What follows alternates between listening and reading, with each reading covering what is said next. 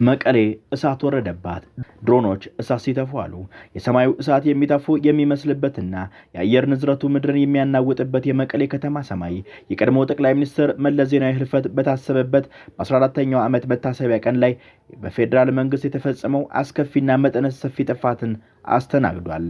የመቀሌ ከተማ የብረት ክንፍ ያላቸው ሚግ ጀቶችና ሰማዩን የሸፈኑ በርካታ የድሮን ጥቃቶች ተቀናጅተው ባካሄዱት እጅግ ከባድ የአየር ድብደባ የህወሓት የአየር መቃወሚያ ጣቢያዎችና የራዳር ማዕከላት ኢላማ ተደርገው ሙሉ በሙሉ ተደምስሰዋል። ከቦታው የሚወጡና የሚያስደነግጡ መረጃዎች እንደሚጠቁሙት ከዚህ ውድመትና አውሎ ነፋስ መሰል ጥቃት ውስጥ ንጹሃን ዜጎችና ህፃናት ሳይቀሩ የከፋ ጉዳት እንደደረሰባቸውና የህይወት መስዋዕትነት እንደከፈሉ ይገልጻሉ። በዚህ አውዳሚ የቦምብ መሃል የህወሓት ሊቀመንበር ዶክተር ደብረጽዮን ገብረ ሚካኤል በቀጥታ የጥቃቱ ኢላማ ውስጥ ገብተው የነበረ ቢሆንም በሰከንዶች ልዩነት ለጥቂት አምልጠው ከሞት መትረፋቸው ታውቋል። ይህ በዛሬው ዕለት የተፈጸመው ወታደራዊ እርምጃ የብቸኝነት ክስተት ሳይሆን ባለፉት 3 ቀናት ብቻ የፌዴራል መንግስት በትግራይ ክልል የተለያዩ ስትራቴጂካዊ ቦታዎች ላይ ካከናወናቸው 4 በላይ የከባድ የአየር ላይ ድብደባዎች መካከል አንዱና ዋናው ሆኖ ተመዝግቧል። በዚህ የተቀናጀና የታለመ የድሮን ጥቃት የኢፌዴሪ ሀገር መከላከያ ሰራዊት የህወሓትን ግዙፍና ዋና መሳሪያ ማከማቻ መጋዘን ሙሉ በሙሉ ማውደሙን ይፋ አድርጓል። በጥቃቱ ወቅት የተከሰተው ከፍተኛ የፍንዳታና ድምጽና የእሳት ቃጠሎ የአካባቢውን መልክዓ ምድራዊ ያናወጠ ሲሆን የቡድኑ ወታደራዊ ትጥቅና አቅም በከፍተኛ ደረጃ ሽባ እንዳደረገው ተገልጿል። በመሬት ላይ ያለው የምድር ውጊያና ወታደራዊ እንቅስቃሴም ቢሆን እጅግ አስፈሪና ደም አፋሳሽ ገጽታን ተላብሷል። ከ10 ሺህ በላይ የሚሆኑ የህወሓት ታጣቂዎች በስፋትና በረጅም ረድፍ በእግር እየተጓዙ ባለበት አጋጣሚ ከአየር ላይ በተሰነዘረ ፈጣን ያልተጠበቀና አውዳሚ ጥቃት ሙሉ አንድ የህወሓት አርሚ መደምሰሱ ተሰምቷል። በዚህ ድንገተኛ መክበብና ጥቃት ምክንያት ከ500 በላይ የሚሆኑ ቆስለኞች የውጊያ መሃል በመከላከያ ሰራዊት እጅ መውደቃቸው ተረጋግጧል።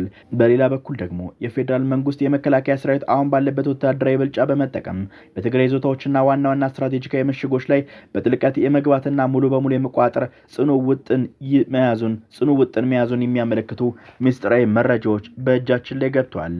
ይህ በእንዲህ እንዳለ ሁኔታዎች ወደ ከፋ ደረጃ ማቅናታቸውን ተከትሎ ጦርነቱ በይፋ መጀመሩን ህወሓት በይፋ አስታውቋል። ቡድኑ በሰጠው መግለጫ የትግራይ ሰራዊት አሁን ባለው ሁኔታ በስነ ልቦና በሎጂስቲክ አቅርቦትና በፋይናንስ አቅሙ እጅግ መጎልበቱንና ለማንኛውም አይነት የረጅም ጊዜ ውጊያ ዝግጁ መሆኑን ገልጿል። በተጨማሪም በቅርቡ በፌዴራል መንግስትና በህወሓት መካከል በኬንያ ናይሮቢ ይደረጋል ተብሎ በሰፊው ይወራ የነበረው የፖለቲካ ድርድርና የሰላም ንግግር ህወሓት ፈጽሞ ውሸትና የህዝብን ማታለያ ነው ሲል አጥብቆ አስተባብሎታል። በመጨረሻም የመላው ቀጠና ወታደራዊ ሚዛን ሙሉ በሙሉ የቀየረውና አደገኛው ምዕራፍ የከፈተው ክስተትም ይፋ ሆኗል። የኤርትራ አቅጣጫ በከፍተኛ ፍጥነት ተንቀሳቅሰው የተላኩ በርካታ የጦር ታሪኮችና ግዙፍ ከባድ መሳሪያዎች የትግራይ ክልል ረጅም መንገድ አቋርጠው በመጓዝ በራያ ግንባር ለሚገኘው የህወሓት ሰራዊት አጋዥ ደጋፊ ሆነው ለመዋጋት መግባታቸው ተረጋግጧል። ይህ ከባድ የጦር መሳሪያና ታንኮች ሰፊ ስምሪት ቀደም ሲል በሁለቱ ወገኖች መካከል ይደረግ የነበረውና የፖለቲካ ድርድር የሰላም ስብከትና የቃላት ምልልስ ሙሉ በሙሉ ወደ ተግባራዊና የብረት እሳት ጥምረት መቀየሩን በግልጽ የሚያሳይ የጦርነቱን ሀቅ አዲስና አስፈሪ ምዕራፍ ያሸጋገረ ክስተት ሆኗል። የሻዕቢያ ወይም የኤርትራ ጦር ታንኮችና ከባድ መሳሪያዎችም በመታጠቅ የትግራይን ክልል ረጅም መንገድ አቋርጠው በራያ ግንባር ከህወሓት ጎን በመሰለፍ ውጊያ ውስጥ መግባቱ በሁለቱ ወገኖች መካከል ይደረግ የነበረውን የፖለቲካ ድርድር ወደ ብረትና እሳት ጥምረት ከመቀየሩም በላይ ቀጠና ወደማይወጣበት ከፍተኛ ጂኦፖለቲካዊ ውጥንቅጥ ውስጥ እያስገባ ያለ ክስተት ሆኖ ተመዝግቦ ይገኛል። ይህ ድንገተኛ ወታደራዊ ሚዛን መዛባትና የሻዕቢያ ጦር ቀጥታ አጋርነት ኢትዮጵያ ውስጥ ሉዓላዊነትና የፌዴራል መንግስቱን ወታደራዊ ስትራቴጂካዊ የሚፈታተን ከመሆኑም በላይ ቀጠናዊ የኃይል አሰላለፍ ሙሉ በሙሉ ይገለብጣል። በራያ ግንባር የተፈጠረው ይህ የብረት እሳት ጥምረት የኤርትራና የትግራይን ተዋጊዎች በአንድ ወታደራዊ ማዕከል ስር በማሰባሰብ የቀጠናውን የደህንነት አደጋ ላይ የሚጥል ሲሆን የጎረቤት ሀገራትን ትኩረት ስጋት በእጅጉ ይስባል። በተለይም በሁለቱ ወገኖች መካከል የነበረው የፖለቲካዊ ቃላት ምልልስ ወደ ከፍተኛ ትንቅንቅ እሳትና የቀጠናው አገራት ወደሚሳተፉበት ሰፊ ጦርነት አውድማ በመሸጋገሩ የሰላም ድርድር በርን ሙሉ በሙሉ የሚዘጋና የሰንደቅ ዓላማ ውጥረት የሚያስነሳ አደገኛ የታሪክ ምዕራፍ ሆኗል። ማቅናታቸውን ተከትሎ ጦርነቱ በይፋ መጀመሩን ህወሓት በይፋ አስታውቋል።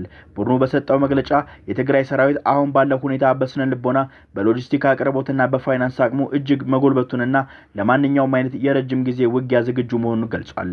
በተጨማሪም በቅርቡ በፌዴራል መንግስትና በህወሓት መካከል በኬንያ ናይሮቢ ይደረጋል ተብሎ በሰፊው ይወራ የነበረው የፖለቲካ ድርድርና የሰላም ንግግር ህወሓት ፈጽሞን ውሸትና የህዝብን ማታለያ ነው ሲል አጥብቆ አስተባብሎታል።